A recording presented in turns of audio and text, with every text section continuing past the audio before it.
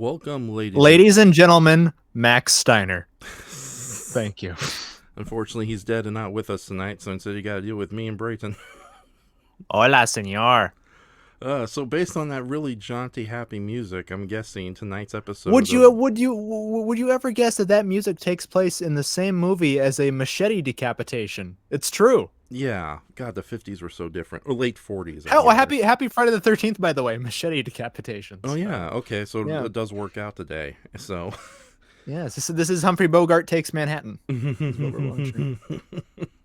So there's gonna be a lot of scenes of him just putting the axe in our faces, going like, "I'm gonna get you." See? Yes, he just spits on everybody. This is perhaps him at his most spittiest, old Spitty Lips himself.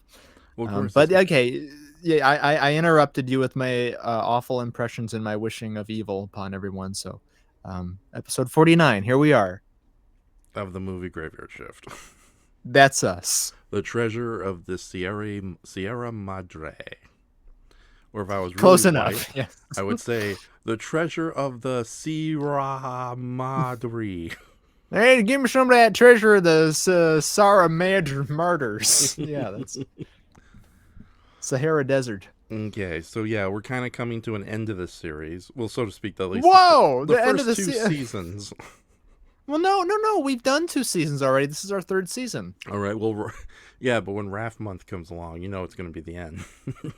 Oh, that'll put us in the ground. Yes, right. Indeed.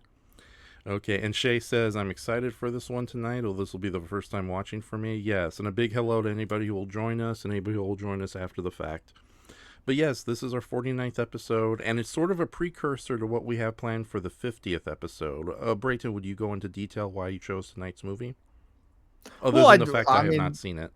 Oh yeah, and it's amazing, and it's a very well-beloved classic of the American Golden Age, Treasure of the Sierra Madre. It's our second collaboration, not theirs, but ours on the show. The second collaboration of John Huston in the director's chair and old Spitty Lips himself, Humphrey Bogart. Made the same year as Key Largo. Key Largo was made like literally, I don't know, 3 or 4 months after this movie. They had taken years and spent their entire grueling vacation in the desert, and after a while he just said, let's just shoot this next one on a back lot. I don't want to go to Florida. And then Key Largo happened. But no, I kind of chose this because for our 50th episode, we wanted to do something, I don't know, sort of fruity and special. And Raf has not seen Raiders of the Lost Ark. He hasn't seen Raiders of the Lost Ark, the first in the Indiana Jones cycle. So we're doing that for our 50th next time. And this is kind of, it's difficult because this movie, I will say, and everybody knows the first 10 minutes of Raiders of the Lost Ark, where there's backstabbing and idol taking. This movie feels very much infused in that sequence. But in terms of Indiana Jones as a whole, he's a lot more of a takeoff of the old film serials and Alan Quatermain and what's that Charlton Heston movie? Secret of the Incas and stuff like that. But in terms of a character and his design, he was originally envisioned by Spielberg and Lucas a lot closer to Bogart's character in this movie as Dobbs. In that very scruffy look, the sort of mangled, musty shirt and the backwards or tilted to the side brown fedora. And so this has a lot of DNA in that, and also being, one of the big classic treasure hunt movies of the time with a lot of moral ambiguity and shades of gray. And I watched an interesting YouTube video on it. Really, Bogart's character of Dobbs is kind of like the yin to Indiana Jones's yang, who, one is in it for the good and the preservation, and he's just really in, the treasure hunt game for himself. But we thought this would be kind of a good predecessor to doing that, and it's a good movie. Yes, I'm really excited about it. Yes, watching one of the inspirations for the movie that's to follow. Yes. And for a lot of other movies, this has a lot of I mean, in terms of adventures, in just adventure films in general, this is like a really big deal for it being all entirely shot on location, which was a huge thing for John Huston, and often caused productions to halt, and well, that's why it takes it so long. In fact, the movie The Man Who Would Be King which came out in the early 70s, I think, Yes. was originally envisioned to star Humphrey Bogart, but it took like 20 years for that to come to fruition. So by that time, he was long dead. Hmm. Um, and but yeah, they filmed this in almost entirely on location in Mexico. There are a few like pickup shots that are processed things and filmed more in the Rocky Mountain hills of Southern California, where the topography is kind of similar and indistinguishable. Um, and it was fraught with disasters and people getting bitten by rattlesnakes, and Walter Houston fell in a cactus, and that was fun. But I fell but no, on a it cactus. No. but no, it really adds to the movie's grit and sense of danger. And everybody has a sun-baked, withered face in this, which I love. They all look like catcher's mitts. Hmm. Um, and Walter Houston, you can even say, we'll see in this, he is the forefather of all wacky, kooky prospectors that you find in movies. I mean, and you're familiar with this movie by reputation and certain clips and scenes that have endured over the years, right? Yes, but again, unlike other movies that were like other movies we've done on the show where I was well aware of it because of cultural osmosis, this is definitely something where you hear the title all the time, but it's always like, in passing, it's like, oh, how great John Huston was as a director, how great Humphrey Bogart was as an actor. And you just see the clip of like two guys shooting each other on top of rocks, and then that's pretty much it. And then they move on with And the rest. that actually was John Huston and Humphrey Bogart just Yes, shooting yes. each other on Bray. Let's cut to a clip right now, and it's from The Naked Gun, Damn where you! yeah, Damn you! they're just shooting each other from behind, like 2 feet away from each other, behind the same trash can. Yeah, but John Huston, I mean, I love him. You know him as an actor from things like The Visitor. He has Bum bum. a cameo in this at the start of the movie, which my head canon is that it's the same gross rich man character from Chinatown that he Ugh. played, Noah Cross. No one else has put that theory forward but me. Hmm. But no, he was a real man's man, like kind of like the Teddy Roosevelt of directors. And a lot of his movies were excuses for him to just go to exotic locations. Another famous movie he did with Bogart, The African Queen, filmed on the riverbanks. And there was a movie made about that, a fictionalized movie with what was it, Him, Hungry Heart, White Hunter, Hungry Heart, something like that. Humphrey. No, not Humphrey Bogart. No, not Humphrey Bogart. What's the name of that woman? Ah, yeah, I'm on the boat in the Oh yeah, African Katharine Queen. Hepburn's in the movie, but I'm saying there's a Clint Eastwood movie that's based off the kind of production of that. Um, I can't remember the name of it. It's like something White Hunter, something Heart, something like that. I don't know. Okay. By the way, I've Uh, never seen the African Queen, so there's another one. you've never seen RuPaul's Drag Race? No, I've never seen that one. Okay, but no, Humphrey Bogart and John Huston were sort of tangentially sort of laced at the hip and helped each other a lot in their early careers. Humphrey Bogart for the longest time was sort of either the heavy or the assistant to the heavy in a lot of like late 1930s gangster films.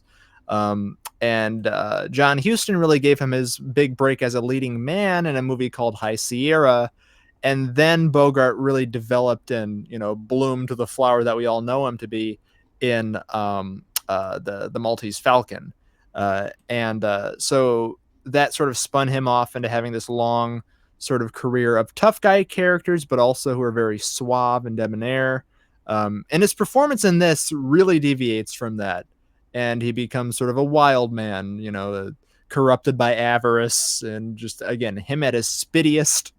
um, and it's a really kind of a cool thing because at this time he was the, if not one of the highest paid actors in the world. And as you'll see, for him to take such like an unglamorous character part where Hmm. depends so much on scene chewing and just growling and losing his mind and flipping out, it was really cool that he sort of broke the mold from his suave, sophisticated, tough guy suit wearing Yeah. thing that he had for a while there. Although he it just kind of add on to that point, he did start his career being a character actor and playing various villains, didn't he? Yeah, that's what I'm saying. He was all over the old like James Cagney gangster movies as the sleazy sort of rat in the ranks. Hmm. Um, so yeah, this is him kind of going back to form, and I always kind of liked and wished.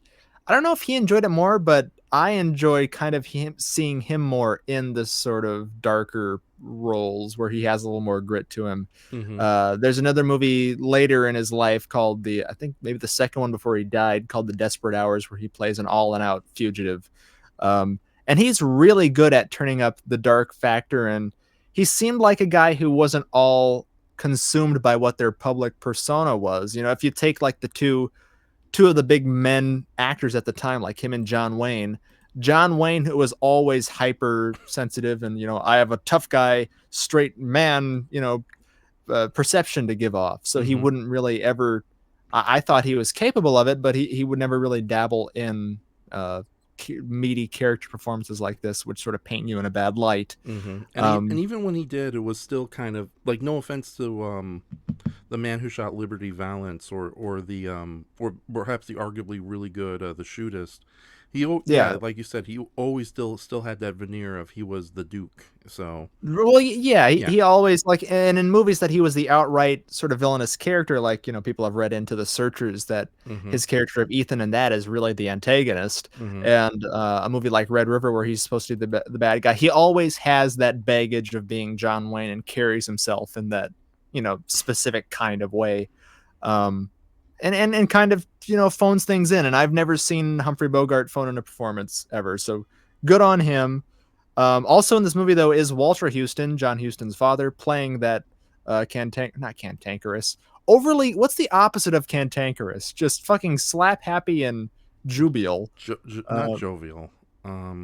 jovial, giddy, whacked out of his mind uh, character in this, Crazy. and crazy. And he too was kind of, you know, he was a long-standing vaudevillian in his early day, but also a sort of suave actor and played a lot of leading man performances in the early 30s. Mm-hmm. And here he's just insane, being directed by his son, and he talked him into actually taking out his false chompers for the performance too. So that adds a bit of grizzled old craziness, I guess. Nobody looks dignified without their dentures in. I don't want to put that on him.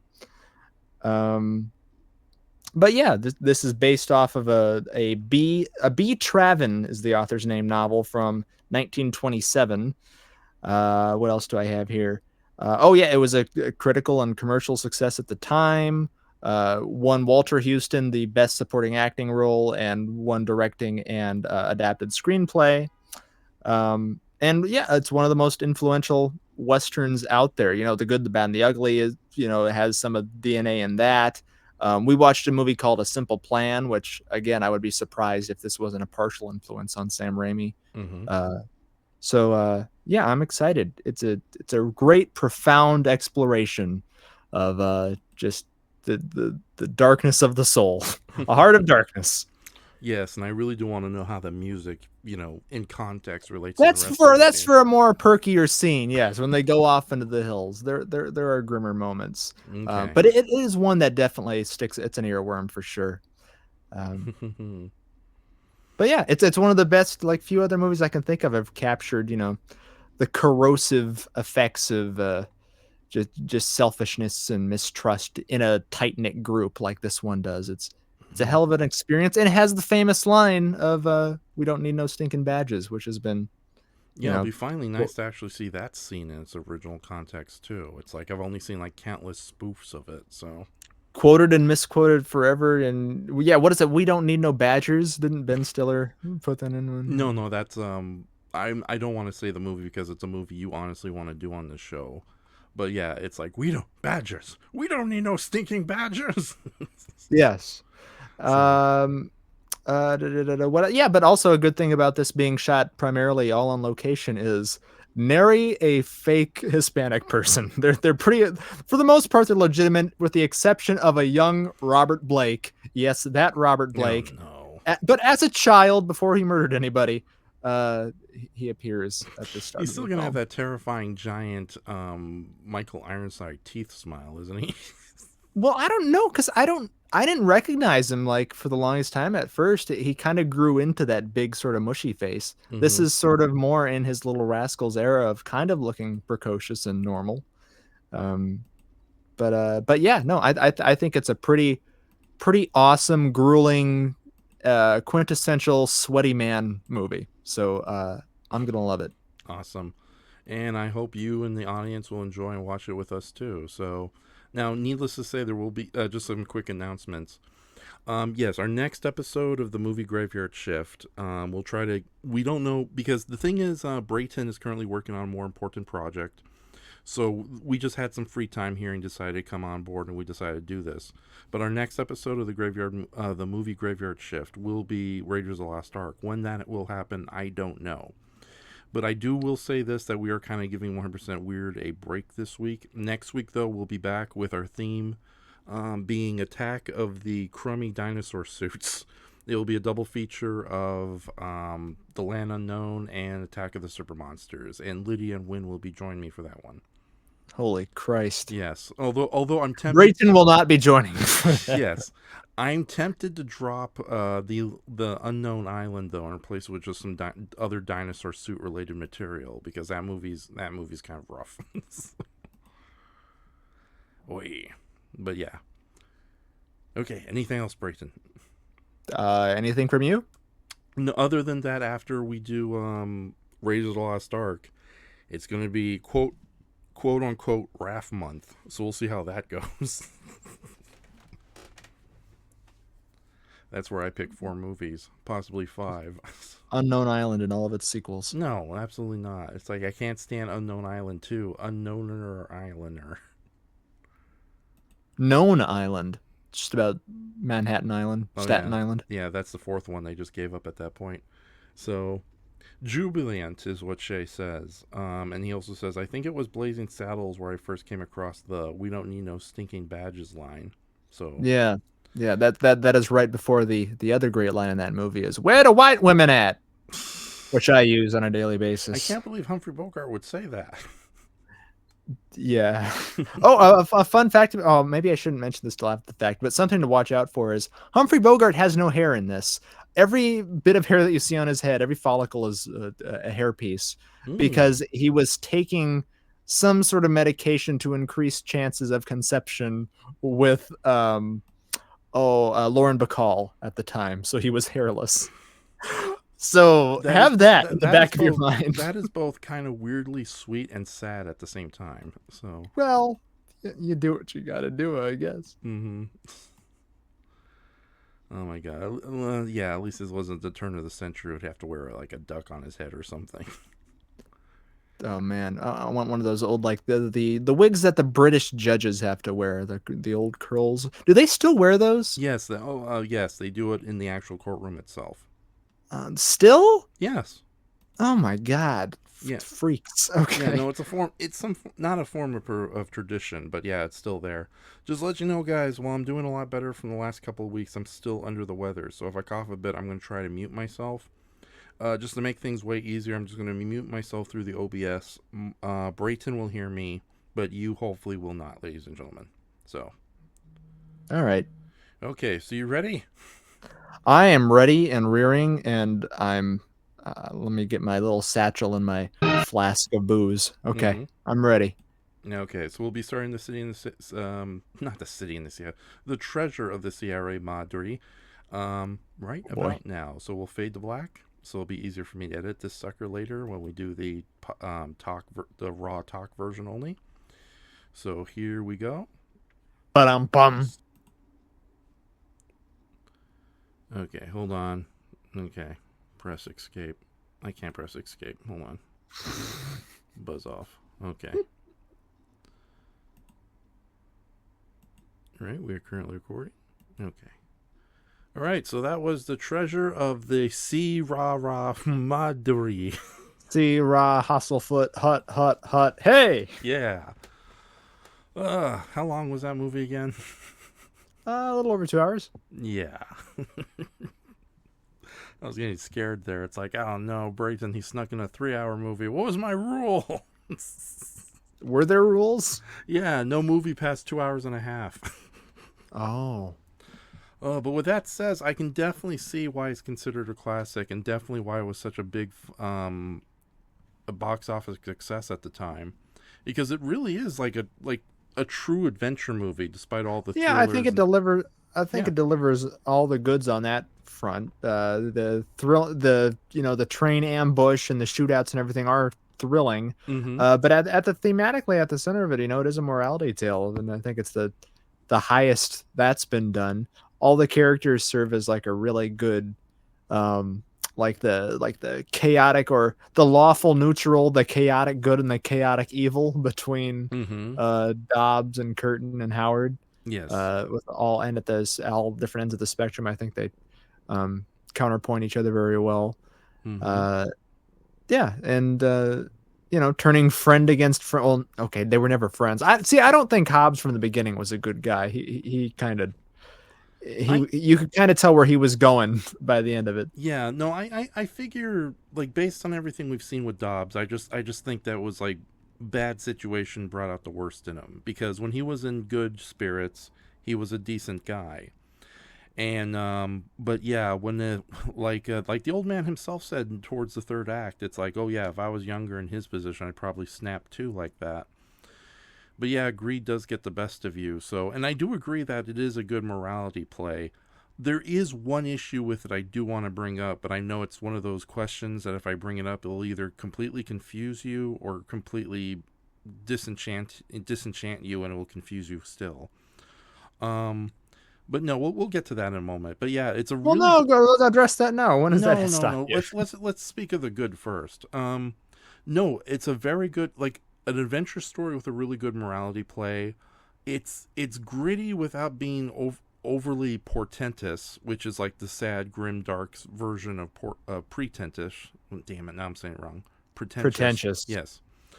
So yeah, no, it worked out really good. I really did love the performances in there. It's like, yeah, it's funny too, because the trailer you showed me, it looked like it was going to be a much more harder edge movie with everybody being a complete bastard. When in reality, yeah, everyone else have their little moments of moral doubt, for lack of a better term. Some characters way more than others. But no, for the most part, it worked out great. I was surprised how much the old man and Curtin turned out to be stand-up guys in the end. Yeah, forces for relatively good. Bogart, though, yeah, a lot of people really sort of roundly consider this one of his career bests. I Mm-hmm. think it's a great. I think it's a really great masterclass in character degradation, and you sort of witness again as it goes along his more further and further descent into paranoia and madness. Um, and I think that that scene with the Gila monster, where or he is it the G is silent, isn't it? It's just Yeah, it says Gila. just Gila monster. Yeah, there's a fun behind the scenes thing where he was to put his hand underneath the rock for one take, and they obviously they had the Gila monster sneak underneath the rock when they filmed it, Mm-hmm. and John Huston had like a little mousetrap thing devised under there that actually snapped down on Humphrey Bogart's fingers, and the director thought it was hilarious, but I don't know what his Bogart, on the other reaction hand, was. made him disappear soon after, and that was the last we ever saw of John Huston. That's right, it was a body double the rest of his life. Mm-hmm. Yeah, one of the great when you think about it too, one of the great dynasty families, Walter Houston, John Huston, and Angelica Houston, kind of Mm-hmm. nice. Oh, yeah, Uh, yeah, they're all working. well, yeah, at one point or another. Yeah, yeah, and the production value on this was really good. But like you said, most of it was filmed out in the open. Some of it was filmed on the soundstage. You know, another thing. The vast majority of it was filmed like the only parts I can think that were filmed on the soundstage were some of the early in the film, like the opening interiors, Mm-hmm. and where you can see the process shots where they're like in the Tampico Square, like sitting on the bench and whatnot. Everything else was on location, and I think that definitely adds to the film's realism and sense of danger, that they were Mm-hmm. actually trudging up those hills and brushing through the brush, and all of that added to it feeling a lot more present, and the cinematography too. It's you really get a sense of like the vastness of, I guess they're not dunes, but just the mountainscape, Yes. uh and how alone they truly are out there. Mm-hmm. uh so it kind of feels like the whole world's closing in on them because they are so away from everybody else in civilization. Except if um unless you're a Mexican, then you can just magically teleport in mass groups. That's right, and appear in pond puddles and just Mm, go waylay off on each other's heads. Yeah, it's great. exactly. So, another thing I wanted to mention I liked about this movie is, okay, believe it or not, I'm going to make a comparison to the Black Scorpion. Um, Okay, so it's hard to find any kind of old American movie where they kind of treat a foreign country with some level of dignity. And that's one of the main reasons I love the Black Scorpion, because it's almost like an overly positive, optimistic take on Mexico, minus the giant killer insects from prehistoric times. But yeah, this movie had a really good, like, even though we had like some honestly some, not, I don't want to call them scary, they are kind of pathetic in their own right, but some honestly loathsome, sorry, what's the phrase? Loathsome. Lonesome bandits. For the most part, the film kind of treats the Hispanic characters with a lot of respect and dignity, and it's like it It's feels funny you were mentioning that though too. That kind of had to do with a lot of censoring from the studio, oddly enough, as it was. really. They were actually afraid in the pre-production stages that the film would sort of sabotage the good neighbors policy. Uh, Oh. so they kept kind of sticking their tendrils in and asking things. I don't know what was changed. I haven't read the original book. Mm-hmm. I don't know what was changed and what survived through. But I do know that they kind of had a hand in wanting to present Mexico in a flattering light, Yeah. which I think, again, with dignity, I think it works really well. And Yeah. there are. Can I steal a Trump line and say there are some bad hombres? It's like that they don't feel out of place or overly villainous caricature. As kind of ridiculous as some of their presentation is in a Mm-hmm. fun way. Nothing feels insensitive or out of time. I don't think. Yeah. Um, Yeah. I think altogether, I think it feels like a really timeless movie in a way. Like this, I think the same basic movie, in principle, again, not in practice and Mm-hmm. artistic talent that's out there, could be made today. And in the sense that it hasn't aged, I don't think. Yeah, no, there wasn't anything that aged too badly, and yeah, I know one can like make the argument that the bandits were a little on the stereotypical side, but They're fun though. yeah, They're well, they're cool. They're y- cute. yeah, well, And their evilness. yeah, here's the thing about the bandits. They do have some generally funny moments, and yeah, obviously the lead actor playing the main bandit, he's the one that speaks English. Yeah. He's actually has some acting chops in there, especially that, like I said, I love that little character moment. It's like, before you shoot me, can I get my damn sombrero? Yeah, what's great about that is very few movies that I can think of right offhand would like allow such a long stretch of an unsubtitled scene to play out in this Mm-hmm. early of an American film, and you can tell completely by just the body language. Even though you don't know exactly the words that they're saying, it's directed so well, and their body acting, their pantomime is so good that you can tell the course of the conversation and how that's going. Yeah, yeah, and Brilliant acting. yeah, unfortunately, having grown up in Los Angeles and dealing with bullies of various types, yeah, that scene where it's like the lead bandit's mood swings happens, especially with the badge sequence. It's like, oh, we're your friend. We Yeah. don't need no stinking badges. You don't want my watch? We'll get it. Oh no. We've met people like that. Unfortunately, the bizarre mood swings. And with that says, it kind of again it goes back to Dobbs again too, because I think Dobbs, he's as much a victim of circumstance as he was sort of blundering into his own unfortunate holes, or dug his own hole at the end. But yeah, Mhm. no, the bandits were betrayed fairly well, because there are like way worse examples of like non-white villains in movies that we could name. But no, I think they were handled pretty well here. The regular Hispanic citizens, with maybe the exception of, oh no, they want to take me back by force to thank me. Other than that little problematic element, though, yeah, I think they betrayed Mexico in a fairly decent light here. But no, you're right. I wasn't even thinking about the good neighbors policy when you were before you mentioned it, because it was around Yeah. that era. Even knowing that by this point we were kind of out of World War II. Yeah. And with that said, though, it would be interesting to go see like how bad this movie could have been without the kind of studio going in. It's like, guys, treat the Hispanics with a little more I'm just finesse. upset that they actually cut. Ironically, they made them cut. They filmed like Humphrey Bogart's head rolling down down the hill after they cut it off. Now They that they I would have said like 1% keep it in the movie. absolutely. Their kids, your grandkids are gonna love it. Yeah, Yeah. exactly. So, and like you mentioned earlier, we don't have Jason Voorhees, but we got machete decapitation. Golden hat. Yes. I am Gold Hat, the man with the golden hat. Now you're taking problematically. That's how we talk. Yeah, yeah. Yeah, and again, Curtins and Howard, the old man, they turned out to be the secret heroes, because I thought they would turn like again, judging from the trailer, I thought it was like all three of them were going to turn out to be complete bastards, and the movie was going to end horrifically. But no, it. No, they all have their moments, when they're Mm-hmm. gonna shoot the guy, and they all have. And ironically, though, that moment that Curtin has early on, where the mind caves in on Mm-hmm. Dobbs, he really just should have left him. Yeah, so he has that sort of moment of hesitation when he turns away, but no, He saves he had to Dobbs. go back in. Yeah, and Yeah. again, I've mentioned this multiple times before. I know you hate me saying this, but little character moments go a long way, whether it be through the acting or the writing or just simple character interactions. And I think this movie is built even more so because is built stronger more so because of all the really good little character moments that happen. Because, yeah, um, Curtin has his doubts about saving Dobbs from the cave in, but like I said, even Dobbs, he had like very long moments, not moments, long cycles of his time with the old man and Curtin, where he was well behaved, where he was actually friendly and good with them. And it's just, I think it's just an unfortunate situation where alone in like the worst circumstances just brought the worst out of him.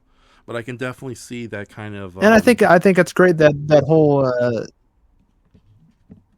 Oh, okay. I'm sorry. The whole monologue that the prospector Howard sort of has at the beginning is sort of the harbinger of Mm-hmm. all of that. He basically lays out exactly beat for beat what happens to them, Yeah, yeah, about how exactly. gold can corrupt men, and Mm-hmm.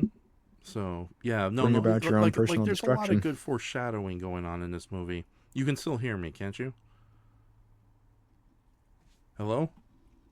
Yeah, there's a leg thing where like 3 seconds, Yeah. but Also, yeah. Also, there's a big leg, bigger yeah. than I Also, thought, I guess. I We're a also good have few like seconds behind each other. I have a big cat just sitting on the wires right now. So, ugh.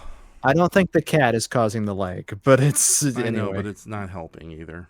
Okay. Well, then we'll just take little breathers out after what we talked about. But no, I was going to say though, yeah, for the most part, it is a very good adventure film. You're actually enjoying a lot of the emotional and the character interactions going on. You're really both rooting for the various characters, even Dobbs at various moments. But yeah, things do kind of unfortunately fall apart. But it's not a completely disastrous ending for, well, other than Dobbs and the bandits. They're dead. But it's not a complete disastrous ending for our two other lead heroes, and they do kind of meet some decent No, fates. Yeah. no, I think the ending is wonderful. I think it delivers that powerful punch of irony. That after all of their strife and paranoia and the violence, the gold proves kind of ultimately worthless, and they find contentment in their own situations.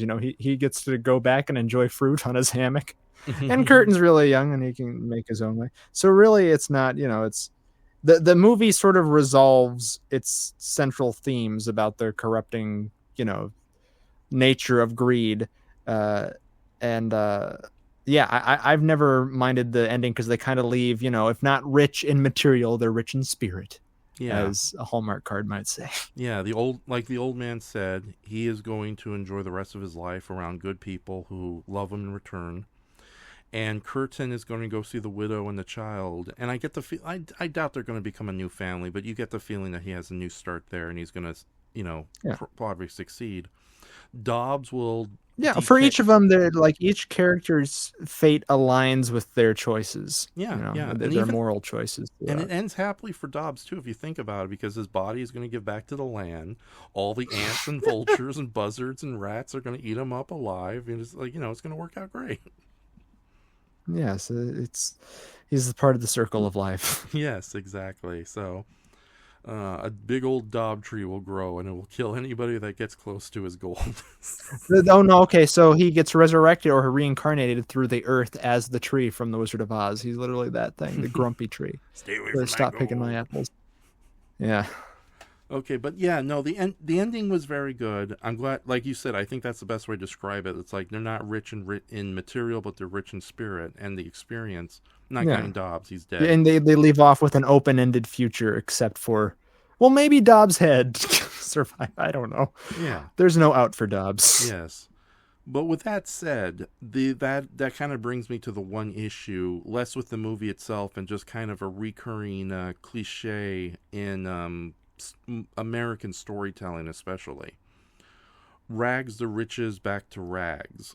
And we've seen a lot of stories like that where characters come into some massive amounts of financial wealth and then immediately lose it under unfortunate circumstances, either by their own actions or just fate, just not fate, but more just circumstances coming in. And while for some people, like, they can definitely see kind of a good side to the story, like here the characters have a kind of moral triumph at the end and their spirits and souls get better because of it. When you look at other examples of those same stories, especially in the accursed realm of poorly written television shows and sitcoms especially, it just becomes kind of insulting. It's almost like I don't know if the creators of the show, hold on, let me get my tin hat on. I don't know if the creator of the shows or the various stories, some can handle it very well. I think this is definitely a case where it's handled very well. There's other stories I've noticed where our heroes do lose their massive riches, but they still have enough wealth to actually keep them secured a bit so they can start their lives anew. There's a very good movie I'm tempted to show you that kind of ends on a surprisingly positive note in that regard. But most of these films, it feels like unintentional propaganda. It's like, oh, look, middle class, how dare you get rich because this is what's going to happen. It's best you become poor again and return to your hollows where you began instead of regaining the riches. And you see that all the time in a lot of American fiction. And it's often played with no level of a lesson was learned. The characters don't become better for it. And usually it's like, oh yeah, it's like here it's played as just a series of really unfortunate circumstances, aka Dobbs, making really shitty decisions. But if they do comment on just the overwhelming greed and temptation that all that gold had, and how, yeah, it probably in the wrong circumstances, it would affect you as badly as it did with Dobbs. Other movies, however, they treat the loss of riches and the characters returning back to rags as an inevitability, like it was destined to happen, like there was nothing the characters could do, and they fail miserably for it. And sometimes it's done for a joke, like sometimes it may be even a very funny joke, like a lot of episodes of The Simpsons. You know, Abe Simpson gets all those stolen paintings back, only to have them be returned to like the rich yuppie descendant of a Nazi soldier. But then other times it just feels like, again, like reverse propaganda. Like, you know, there's like some like really creepy conservative weirdo out there who is writing the story and kind of threw in their own thoughts on what should happen to anybody but themselves in the middle class getting rich. So that's just something that's been on my older cynical mind of late. Do you feel that this movie kind of veers into that a bit, or you think that with all the optimistic positive elements it kind of subverts that terrible cliche? Yeah, no, I don't think it affects this one at all. I think both the character, I think it all comes with that. It just sounds so rote and cliche me saying it, but about the journey and not the destination. But it's like about the friends we made on the way. No, they just the whole. It all comes about of what their perspective is, or why they just go after the gold. It isn't this huge like triumphant, life story of a rags to riches back to rags again type of thing. The story itself here is about survival and about perspective, Mm-hmm. and not succumbing to paranoia. I think that the fact that they both don't succumb to the greed and the paranoia that consumed Dobbs, that they avoid that same tragic fate, I think is a sort of optimistic thing. And it's a preservation of not losing your humanity in the face of just petty material wants. Yeah. Okay. And that they both come away with, again, survival, a different perspective. Howard's got a new purpose, Mm-hmm. fulfilling his role there at the indigenous village, where he's a medicine man. He does a good thing for good people, to where he doesn't have to be scrounging, for gold. I think what they come out of it with is humanistically and spiritually better than just, I mean, if they had gotten away with gold, I don't know how that would make it a richer ending or a richer film. I think how it ends tells the story of their personal, human triumph, rather than them coming away millionaires and going to Beverly Hills or anything. Yeah. Or it's like again, getting back to that trailer and kind of the what little of the reputation this movie has with general audiences who've never seen the film. I was expecting something way more cynical, way more nasty, one where all the characters find their riches and then go mad and kill each other at the end. But no, this handled this a lot better, and it is surprisingly optimistic and hopeful. It's And they heartfelt got great too. for the friendship and camaraderie there that they have at the end. Mm-hmm. That Curtin and Howard formed. It's sort of like in a survivalist sort of tale. It's a bond through shared experience. Mm-hmm. Uh, and the friendship is a form of wealth. Yeah. So there Yeah. you go. Yeah. Not only that, but like a real good, and then when I mean good, I mean shitty film example of what I was trying to get to is the Painted Hills. The movie with Lassie Oh my god. that was Yeah. made fun of on Mystery Science Theater, because there's a film where the characters struggle to get the wealth. The characters are a lot less, fearsome or loathsome than what's featured in this movie. There's no bandits, but at the end, greed overwhelms. All the gold is lost. Their equivalent of Howard gets brutally murdered, like in the third act. And other than the novel concept of Lassie basically using psychological warfare to kill a man, it really is kind of a glum time where the ultimate moral of the message is don't try to better yourselves or else you'll end up being killed by a dog. Yeah. Yeah, so yeah, that movie handles the same kind of subject matter worse, and that movie was made way before this one. So whereas this film does extremely well in doing better, and yeah, okay, Well, and I just love the explosion of the laughter. Their ability to laugh. Again, it shows resilience. And mm-hmm. the perspective that they have, and finding humor in their material misfortune.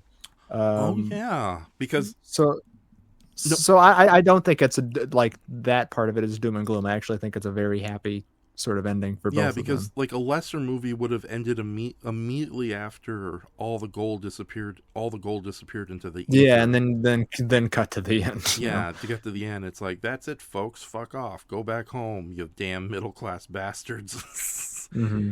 Yeah, and I've seen a lot of other heist movies that end on that exact note. But the fact that we do again, little character moments, interaction, heartfelt moments like that just goes a long way at making the overall story even stronger. And the fact that it's Howard who begins laughing, and then he's like, "Come on, Curtin, join in." It's like it's all we can do Yeah. now. It's like, and as an audience, you go with it too. So yeah, beautifully done. Yeah, I think the movie remains powerful for good reason. The thought provoking moral complexities of its three leads, but also just being a really darn good time, a really great just early treasure hunt movie that doesn't veer too much into the fantastical and everything. Like I said, this seems so you can really feel like the mounting tension and paranoia in the atmosphere with everything. And when he finally turns that switch Mm-hmm. all the way to 11, Humphrey Bogart at the end there with like at the campfire where he's waiting for him to fall asleep, Mm-hmm. it's really threatening. Like it's such a gross, snarling performance that he gives. Um, yeah, I think he should have played more sort of arch like. I think Bogart would have been a great like horror villain, in Yeah. something. He never did an outright horror movie, Well, but wasn't he a crazy weirdo who sucked rabbit blood? look, I don't know about the man's personal life. Okay, from all I understand, he was a stand-up the family man. Uh, That's I hate to say it. That's why he sounded so much like Bugs Bunny. They were trying to avenge. They were trying to avenge all those rabbits' memories by having Bugs Bunny sound like Bogart. oh my god. Yeah, no, wasn't it like one of his first movies? He played like an evil mad scientist who subsisted himself on drinking blood. I haven't seen it if that's a thing. Okay, well, okay, that's probably something that's going to show up on 1% Weird. Shay, if Oh you, my Christ. yeah, Shay, if you want to add your thoughts on this movie, go ahead. We're wrapping up pretty soon. No, getting back to what you said at the beginning of the night, where this movie was sort of an inspiration for Indiana Jones. Yeah, I can definitely see the The Return of Dr. X is what you're Return referring of to. Dr. X. Have you ever seen that one? I have not seen that, no. Okay, because I've only seen footage of just Humphrey Bogart in like large, goggle glasses and a Jack Oxen outfit, going like, "Yes." Oh my god. Well, now I have a reason to go on to see that. I Holy shit. know. Oh my god. Yeah. Weirdo Humphrey Bogart night, or like Yeah. weird '40s mad scientist night. So, but anyway, sorry Too about much that, rabbit's folks. blood. We'll get you. Yeah. But yeah, okay, yeah, that was a movie. That's a movie that I also, similar to the Treasure of the Sierra Madre. I've seen a lot. I've seen the same clip over and over again. I have no idea what the hell the movie's about. So, Yeah. um, But no, I think also I think the Max Steiner score is very catchy. You know, it has the great moments where it's used effectively and underscores that sort of paranoia with just like the strings that go on and on. But the jaunty little, mountain climbing music, I also find very fun. hmm So it's very, that part of it may be very of its time, but I will never say no to a good, beats you over the head Max Steiner soundtrack. oh, It's yeah, I yeah. find them all amusing. Our time doing this show, we've come to appreciate old school soundtracks, regardless how quirky or kooky they can get, or even Yeah. corny.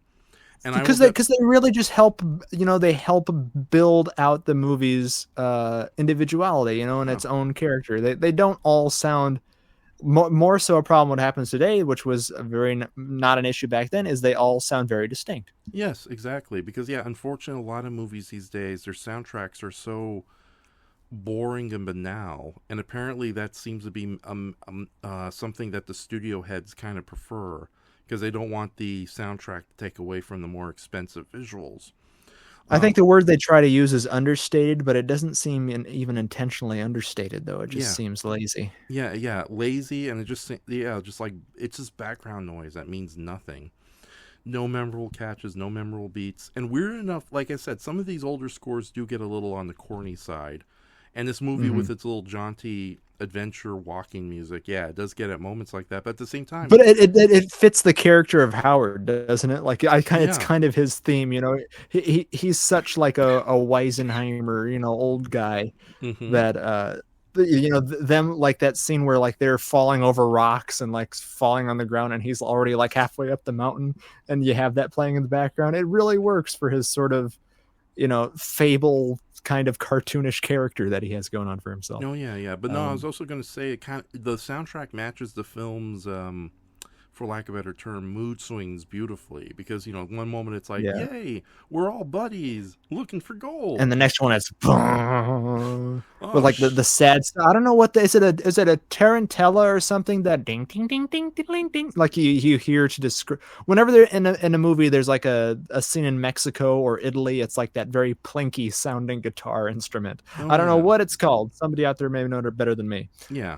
But I think that's used very well here. Yes, no, very nice. So, but yeah, this was a surprise treat. I'm surprised this movie came out even better than I was expecting. So, because Yeah. yeah, I knew it was like one of the all time great movies, but like I said, its reputation was way too grim, and that trailer definitely made it look like it was going to be like like something nasty Well, for look, the you 30s. look, trailers back then. You had to give it the hard sell, Raph. You had to really go, you know, build it up into something. Oh yeah, it's like yeah, half those Shirley Temple trailers looks like she's about to kill everybody with laser vision. Where was Shirley Temple's Painted Hills? Where was I wanted I Yeah, wanted a scene where yeah, she I want threw to someone see. off a cliff. Yeah, her kill like a bunch of like miners with like psychological warfare. Be quick, great. quick aside: is her version of the Bluebird of Happiness any good, or is that kind of a crummy Oz ripoff? Oh, I haven't seen that either. I haven't. Okay. I honestly haven't seen. I haven't dipped my toe too far into the Shirley Temple catalog just because it all gives me the ick. To be Yeah, you're completely right. honest, so that's a blind spot for me. Be grateful you weren't born in the '80s, where every Shirley Temple's documentary always starts with like some creepy old guy going like, "Shirley Temple was considered one of the earliest sex symbols." Oh. Oh my And God. it's like, damn, don't grow up in the '80s, ladies and gentlemen. Just Well, seriously, she was married to John Agar. before or after Genie? Oh wait, John Agar. Sorry, I got John Agar mistaken with Michael and Sarah. Sorry about that, Michael and Sarah. No, John Agar is in, Yeah, The who would win? brain. Yeah, no, John Agar and Michael Ansara fighting. Who would win in that battle over the chins? I don't know. Ugh. I don't know. Okay, No, that's the only proper Shirley Temple movie I've seen is a John Ford movie with the greatest title ever, Wee Willie Winky.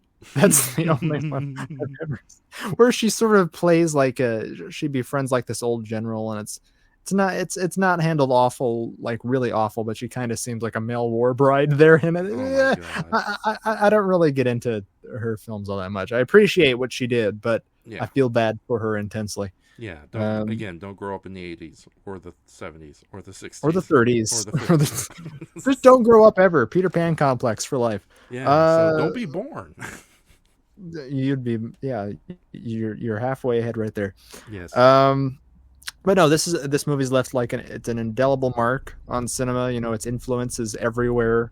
Um, I think it's more than worth all the praise that it gets. I really do enjoy it, seeing it every time. It is a longer film, but I feel like you experience, Raph. You experience the treachery and the disaster around every corner with Right, them, right. What's that and your cat? cat does too. Yes, okay. She didn't mind the length.